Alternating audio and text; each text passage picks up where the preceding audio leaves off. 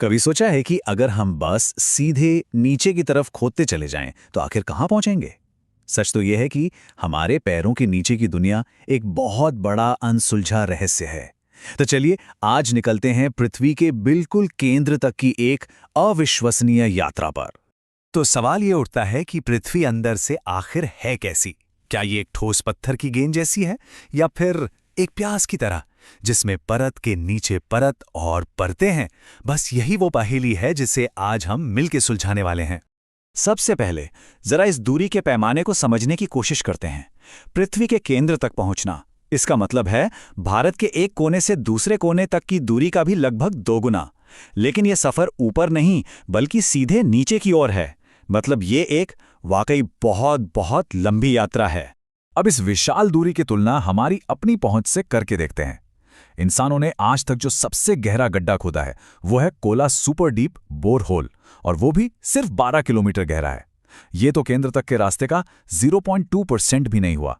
सच कहें तो हम तो बस सतह को जरा सा खरोच ही पाए हैं। तो सवाल ये है कि भाई अगर हम वहां तक जा ही नहीं सकते तो फिर हमें अंदर के बारे में पता कैसे चलता है? यहीं पर वैज्ञानिकों की कह सकते हैं जासूसी काम आती है। वो दो तरह के सुरागों का इस्तेमाल करते हैं, एक डायरेक्ट और दूसरा इनडायरेक्ट। डायरेक्ट सोर्सेज मतलब वो चीजें जिन्हें हम असल में छू सकते हैं, देख सकते हैं, उनका विश्लेषण कर सकते हैं, जैसे खदान से निकली कोई चट्टान। और इनडायरेक्ट सोर्सेज वो पहेली के टुकड़ों जैसे हैं, जैसे भूकंप से आने वाली तरंगें, जिन्हें हमें पढ़ना और समझना पड़ता है। देखिए, हम खदानों से चट्टानें तो निकाल लेते हैं और ज्वालामुखी से जो लावा निकलता है उसकी भी स्टडी कर लेते हैं। इससे हमें थोड़ी बहुत जानकारी तो मिलती है, पर ये तो बस पृथ्वी की ऊपरी त्वचा को खरोचने जैसा ही है। असली राज तो बहुत बहुत ज्यादा गहरा है और इन तरीकों से वहां तक पहुंचना नामुमकिन है। तो गहरी जानकारी के लिए हमें इनडायरेक्ट सुरागों की तरफ देखना पड़ता है, जैसे अंतरिक्ष से गिरने वाले उल्कापिंड या फिर हमारी ग्रेविटी और मैग्नेटिक फील्ड में होने वाले छोटे छोटे बदलाव। लेकिन जो सबसे बड़ा सुराग है, वो सुराग जो हमें पृथ्वी का एक तरह से एक्सरे लेने में मदद करता है, वो आता है एक बहुत ही विनाशकारी प्राकृतिक शक्ति से, भूकंप। जी हां, जब पृथ्वी कांपती है तो वो अपने अंदर से एनर्जी की लहरें भेजती हैं जो पूरे के पूरे ग्रह से होके गुजरती हैं। और ये ठीक वैसा ही है जैसे कोई डॉक्टर एक्सरे का इस्तेमाल करके शरीर के अंदर देखता है। वैसे ही जियोलॉजिस्ट इन तरंगों का इस्तेमाल करके पृथ्वी के अंदर की एक पूरी तस्वीर बना लेते हैं। सोचिए, भूकंप ठीक वैसा ही है जैसे किसी शांत तालाब में एक पत्थर फेंकना। इससे ऊर्जा की लहरें, जिन्हें हम सीस्मिक वेव्स या भूकंपीय तरंगें कहते हैं, हर दिशा में फैल जाती हैं। ये तरंगें पृथ्वी के अंदर से सफर करती हैं और जिस भी चीज से गुजरती हैं, चाहे वो ठोस चट्टान हो या पिघला हुआ लोहा, उसके हिसाब से इनकी स्पीड और इनका रास्ता दोनों बदल जाते हैं। अब इस खेल में दो मेन खिलाड़ी हैं। पहली हैं पी वेव्स यानी प्राइमरी तरंगे। ये खरगोश की तरह हैं, बहुत तेज, और ये हर चीज से गुजर सकती हैं, ठोस, तरल, गैस, सबसे। दूसरी हैं एस वेव्स यानी सेकेंडरी तरंगे। ये कछुए की तरह हैं, धीमी और इनके बड़े नखरे हैं। ये सिर्फ और सिर्फ ठोस चीजों से ही गुजर सकती हैं, और इनकी यही आदत कि ये तरल से नहीं गुजर सकती हमारी पूरी पहेली की चाबी है। और यहीं से कहानी थोड़ी रहस्यमयी हो जाती है। वैज्ञानिकों ने देखा कि हर भूकंप के बाद पृथ्वी की सतह पर कुछ बहुत बड़े साइलेंट जोन बन जाते हैं। मतलब ऐसी जगहें जहां कुछ खास तरंगे पहुंचती ही नहीं, वो बस कहीं रास्ते में गायब हो जाती हैं। इसी रहस्यमयी इलाके को शैडो जोन या छाया क्षेत्र कहा जाता है। और बस यहीं पर वो आहा मोमेंट आया। वैज्ञानिकों ने सारी कड़ियों को जोड़ा। स्टेप 1, भूकंप ने पी वेव्स और एस वेव्स दोनों को भेजा। स्टेप 2, पृथ्वी के दूसरी तरफ एक बहुत बड़े इलाके में एस वेव्स पकड़ी ही नहीं गईं। स्टेप 3, उन्हें याद आया एस वेव्स की सबसे बड़ी कमजोरी क्या है, वो तरल से नहीं गुजर सकती। तो स्टेप 4 यानी आखिरी निष्कर्ष क्या निकला? यही कि पृथ्वी के बाहरी कोर को तरल होना ही पड़ेगा। ये एक जबरदस्त खोज थी। बस इस एक सुराग ने ना पृथ्वी के अंदर का पूरा नक्शा ही खोलकर रख दिया। तो अब जब हमें ये पता चल चुका है कि एक लिक्विड कोर मौजूद है, तो चलिए अपनी यात्रा शुरू करते हैं सतह से और चलते हैं परत दर परत पृथ्वी के बिल्कुल बीचों बीच। हमारी यात्रा शुरू होती है सबसे बाहरी परत से, यानी क्रस्ट से। ये वो जगह है जहां हम सब रहते हैं।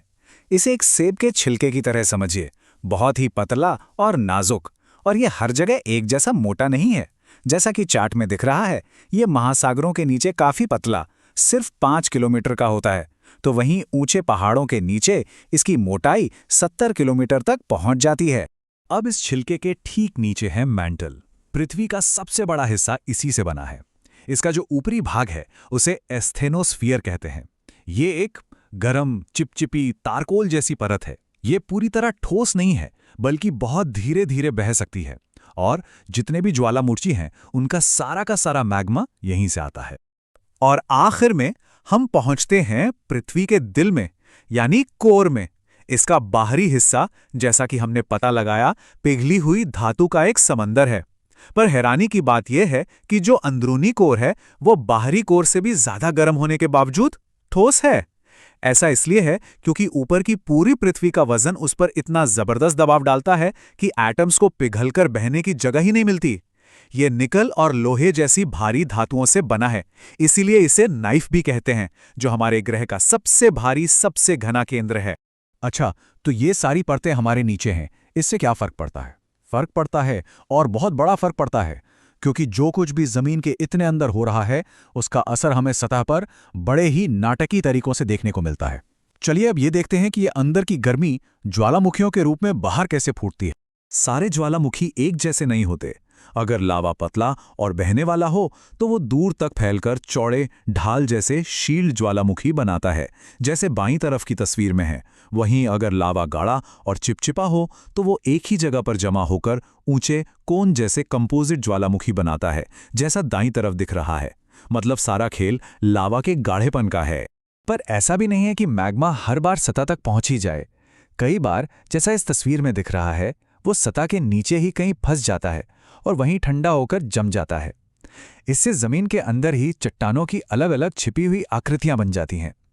ये कुछ कुछ ऐसा है जैसे हमारे पैरों के नीचे एक बहुत बड़ा जियोलॉजिकल प्लम्बिंग सिस्टम बिछा हो। तो इस सबसे बड़ी बात क्या समझ में आती है? यही कि ये पहाड़, ये घाटियां और यहां तक कि वो जमीन जिस पर हमारे शहर बसे हैं, ये सब कुछ हमारे पैरों के नीचे मीलों गहरी प्रक्रियाओं का ही नतीजा है। सतह की कहानी असल में पृथ्वी की गहराइयों में ही लिखी जाती है। हमने भूकंपों का इस्तेमाल करके अपने ग्रह के सबसे गहरे रास्तों खोल लिए हैं। लेकिन देखिए, विडंबना यह है कि हम आज भी उन्हीं भूकंपों और ज्वालामुखियों की एकदम सटीक भविष्यवाणी नहीं कर सकते। यह हमें याद दिलाता है कि हम कितना भी क्यों न जान लें, पृथ्वी के पास हमें हैरान करने की ताकत हमेशा रहेगी। और शायद यही बात इस खोज को और भी ज्यादा रोमांचक बना देती है।